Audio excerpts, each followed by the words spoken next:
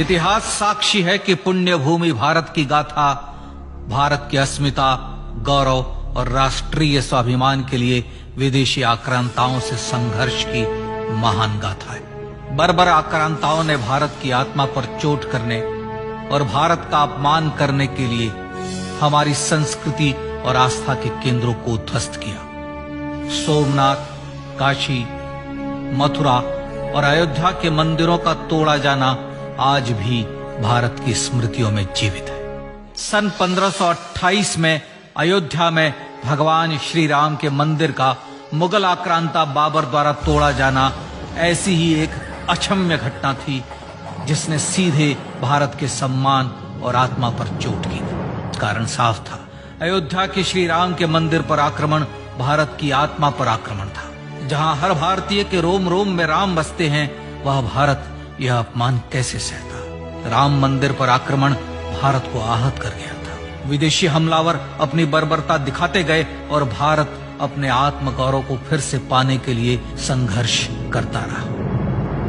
भारत रामलला के जन्म स्थान पर बाबर के नाम पर बने एक ढांचे को देखता और उसे हटाने का संकल्प लेकर शक्ति संजोया करता। हिंदू समाज आत्मसम्मान के रण में डटा रहा और लगातार हमलावरों द्वारा बनाए गए बाबरी ढांचे को हटाने के लिए लड़ता रहा। सरयू कई बार रक्त से लाल हुई। कभी स्थानीय शासकों ने तो कभी साधु संतों और राम भक्तों ने राम जन्मभूमि की मुक्ति के लिए अपने प्राणों की आहुति दी। 74 बार युद्ध हुए। हम कुछ मोर्चे हारे, पर रण जीतने का संकल्प कभी कम नहीं हुआ। हिंदू समाज तलवारों से रक्त रंजित हुआ, पर उसने हार नहीं मानी। उसका संकल्प अजेय था। 15 अगस्त 1947 को देश की आजादी के साथ सैकड़ों सालों से चले आ रहे इस संघर्ष में नई ऊर्जा और एक नया मोड़ आया। अचानक 23 दिसंबर 1949 को बाबरी ढांचे में श्री राम लला प्रकट हुए। हजारों राम भक्त दर्शन के लिए उमड़ पड़े। तत्कालीन प्रधानमंत्री पंडित जवाहरलाल नेहरू ने उत्तर प्रदेश सरकार को श्री राम लला को विवादित ढांचे से हटाने का आदेश दिया। उत्तर प्रदेश सरकार ने अयोध्या के कलेक्टर को यह काम दिया और यह निर्देश भी कि जरूरत पड़ने पर वे बल का प्रयोग भी करें। अयोध्या के कलेक्टर ने सरकार को उत्तर दिया कि यह नरसंहार के बिना संभव नहीं है और फिर भी वह ऐसा चाहती है तो किसी दूसरे कलेक्टर से यह काम करवा ले। परिणाम स्वरूप रामलला की मूर्ति वहीं विराजमान रही। विवादित ढांचे को बंद कर दिया गया। केवल पुजारी को सेवा अर्चना के लिए भीतर जाने की अनुमति थी। फिर भी राम भक्त विवादित ढांचे के बाहर से प्रभु श्री राम की आराधना करते रहे। भारत के हिंदू समाज के लिए चुनौतियां और बढ़ गई। मामला अदालत में गया। विपक्षी दलों द्वारा अदालत में भगवान श्री राम के अस्तित्व पर सवाल उठाए गए। उनके अयोध्या में ही जन्म लेने का प्रमाण मांगा गया। भारत का जनमानस अब आहत हो उठा था। आजाद भारत में भी हिंदू समाज को अपनी आस्था और श्रद्धा के लिए संघर्ष करना पड़ रहा था। चुनौतियों के इस समय में सन 1984 में विज्ञान भवन दिल्ली में विश्व हिंदू परिषद ने धर्म संसद का आयोजन किया। इस संसद में देश भर के संतों ने राम जन्मभूमि की मुक्ति के लिए आह्वान किया और राम जन्मभूमि मुक्ति यज्ञ समिति का गठन किया। धर्म संसद ने राम जन्मभूमि की मुक्ति और वहां भगवान श्री राम के भव्य मंदिर बनाने के भारत के जनमानस के संकल्प को फिर से दोहराया। विश्व हिंदू परिषद के नेतृत्व में मंदिर निर्माण के लिए पूरे देश में अभूतपूर्व आंदोलन की शुरुआत हुई। श्री राम जन्मस्थली मुक्ति यज्ञ समिति के साथ देश भर में राम जानकी की रथ यात्राएं निकली। राम लीलाओं में राम कथा के माध्यम से भारत का आम जन फिर से जुटा। अब सबके मन में एक ही प्रण था, एक ही लक्ष्य था। अयोध्या में जन्मभूमि पर भगवान श्री राम के भव्य मंदिर का निर्माण। सन 1989 में विश्व हिंदू परिषद द्वारा गांव-गांव से रामशिला पूजन करके अयोध्या भेजी गई। 2,75,000 गांवों से रामशिलाएं अयोध्या पहुंची। भव्य राम मंदिर के शिलान्यास का निर्णय हुआ। पूज्य संत महात्माओं और हिंदू समाज के अन्य प्रमुख नेताओं के निर्णय के अनुसार अनुसूचित जाति के प्रमुख नेता श्री कामेश्वर चौपाल ने 9 नवंबर 1989 को मंदिर निर्माण का पहला पत्थर रखा। राम जन्मभूमि पर मंदिर निर्माण के लक्ष्य की पूर्ति के लिए सन 1990 में सोमनाथ से अयोध्या के लिए श्री लाल कृष्ण आडवाणी ने रथ यात्रा की शुरुआत की। देश में जन भावनाओं का ज्वार उबड़ने लगा। श्री लाल कृष्ण आडवाणी के रथ यात्रा के साथ साथ मंदिर के लिए जन समर्थन बढ़ने लगा और छद्म सेकुलरवाद बेनकाब होने लगा। इस जन आंदोलन को रोकने की तमाम कोशिशें हुई, पर सब व्यर्थ हुई। विश्व हिंदू परिषद ने देशवासियों से अयोध्या में जन्मभूमि पर मंदिर निर्माण के लिए 30 अक्टूबर और 1 नवंबर 1990 को कार सेवा का आह्वान किया। परिणाम स्वरूप लाखों राम भक्त कार सेवा के लिए देश के कोने कोने से अयोध्या आए। इससे देश की एकात्मता का विराट दर्शन हुआ। कार सेवकों को रोकने के लिए उत्तर प्रदेश के तत्कालीन मुख्यमंत्री श्री मुलायम सिंह यादव ने अयोध्या में परिंदे को भी पर न मारने देने की घोषणा की। स्थितियां गंभीर हो गई।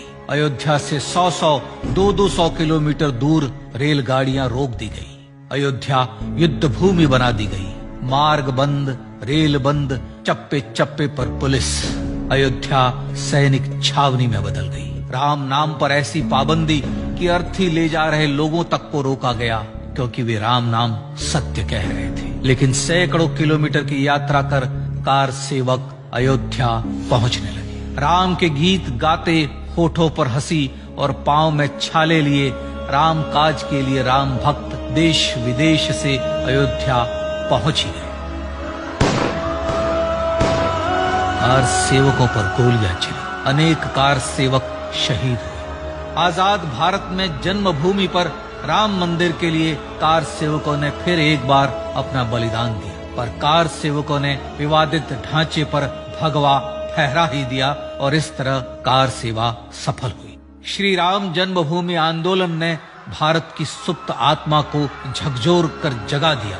विश्व हिंदू परिषद ने फिर एक बार 6 दिसंबर 1992 को कार सेवा का आह्वान किया। राम भक्तों को कार सेवा करने देने के लिए अदालत में प्रार्थना की गई, पर अदालत ने कोई निर्णय नहीं दिया। परिणाम स्वरूप बौद्ध, जैन, सिख, स्वामीनारायण संप्रदाय, गायत्री परिवार, हर पंथ मत विचार के हिंदू एकत्र हो गए। छूत अछूत का भेद मिटा, जाति की पहचान मिटी। हम सब हिंदू, हम सब सिंधु बन गए। राम सिंधु में ज्वार उठा और देखते ही देखते 6 दिसंबर 1992 को श्री राम जन्मभूमि से बाबरी ढांचा सदा के लिए हट गया।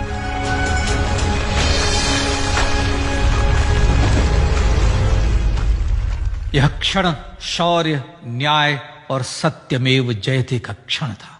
यतो धर्मस्ततो जय का क्षण था। पर संघर्ष की गाथा यहां जाकर भी नहीं रुकी। छद्म सेकुलरवादियों द्वारा भारत और भगवान श्री राम के इतिहास को झुठलाने के लिए अदालतों में चुनौतियों का सिलसिला चलता रहा, जो 1950 से चल रहा था। हिंदू सिखों के बीच से गुजरते हुए भगवान श्री राम का दर्शन करने के लिए विवश थे। यह स्थिति थी आजाद भारत में श्री राम और राम भक्तों की। पर सत्य को तो जीतना ही था। आखिरकार देश के सर्वोच्च न्यायालय के 5 जजों की खंडपीठ ने 9 नवंबर 2019 को ऐतिहासिक निर्णय दिया और यह कहा कि अयोध्या जन्मभूमि परिसर की पूरी 67 एकड़ भूमि रामलला की। और न्यायालय ने भारत सरकार को जन्मभूमि पर मंदिर बनाने के लिए एक ट्रस्ट बनाने का आदेश दिया।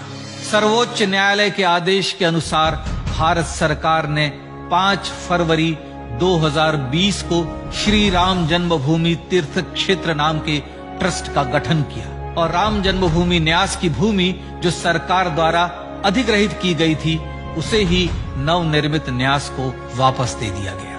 5 अगस्त 2020 को भारत के प्रधानमंत्री श्री नरेंद्र मोदी ने श्री राम जन्मभूमि तीर्थ क्षेत्र के अध्यक्ष पूज्य महंत नृत्य गोपाल दास, राष्ट्रीय स्वयंसेवक संघ के पूज्य सरसंघ चालक डॉक्टर मोहन भागवत एवं उत्तर प्रदेश के मुख्यमंत्री श्री योगी आदित्यनाथ की उपस्थिति में श्री राम जन्मभूमि पर भगवान श्री राम के भव्य मंदिर के लिए भूमि पूजन कर निर्माण कार्य का शुभारंभ किया। इस तरह लगभग 500 वर्षों से राम जन्मभूमि की मुक्ति के संघर्ष का पटाक्षेप हुआ।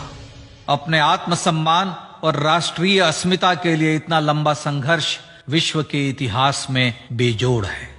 श्री राम भारत की आत्मा, भारत की परिभाषा, हमारे राष्ट्रीय आदर्शों और जीवन मूल्यों के प्रतिनिधि मर्यादा पुरुषोत्तम हैं, जो हर हिंदू के होठों पर जन्म से मृत्यु तक रहे।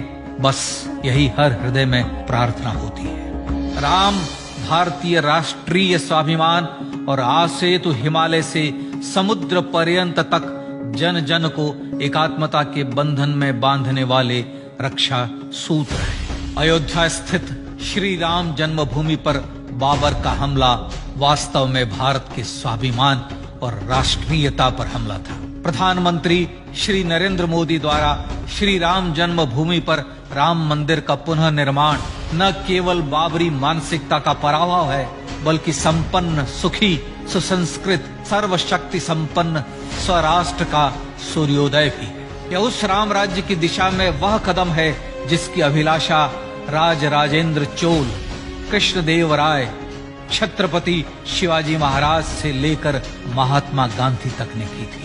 अयोध्या में जन्मभूमि पर भगवान श्री राम का मंदिर न सिर्फ राष्ट्रीय गौरव होगा, बल्कि वह श्री राम के आदर्शों का राष्ट्र मंदिर होगा। अब वह महान संकल्प पूरा होने जा रहा है। आइए इस राम यज्ञ, राष्ट्र यज्ञ में जिन ज्ञात और अज्ञात भारतीयों ने अपनी आत्माहुति दी है, उनका पुण्य स्मरण कर उन्हें श्रद्धांजलि दी।